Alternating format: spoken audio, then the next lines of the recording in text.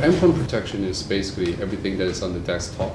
People use a server is an endpoint, a laptop is an endpoint, a notebook is an endpoint. I think what complicates matter these days is that your mobile devices, as long as you use them to do work, that becomes an endpoint from a company perspective. So in order to secure those type of endpoints, you need to be able to manage those type of endpoints at the same time, because simply put, if areas that you cannot manage, it's pretty hard to secure them.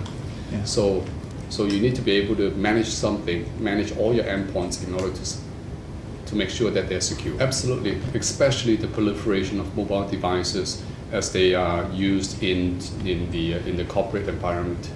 Say, for example, we have Symantec has approximately 19,500 employees, and we have 37,000 endpoints and 45,000 servers. So you see that the number of endpoints that we have are actually quite high. So every endpoint is basically an interface to the outside world. So your ability to protect those type of endpoints actually is your ability to protect outside threat trying to come in. So it's almost like the frontier. It's almost like the front line of the. It's part of the edge that you interface with the outside world. So your ability to have firewall, intrusion detection, network access control, in addition to anti-spyware, anti-spam type of capabilities built into that endpoint protection. Those are all necessary. And in the past, it used to be called antivirus. And in fact, endpoint protection is way above and beyond antivirus. First of all, it has the capabilities like a firewall. It has a built-in firewall for that particular endpoint. It has the intrusion detection, intrusion prevention, network access control, device management.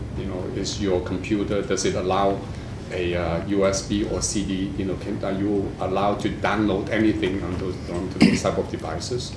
And all those are protection that we need to have, as well as anti-spam, antivirus, as well as anti-spyware. Spyware would be something like a keylogger, a program will secretly record down every single keystrokes that you have.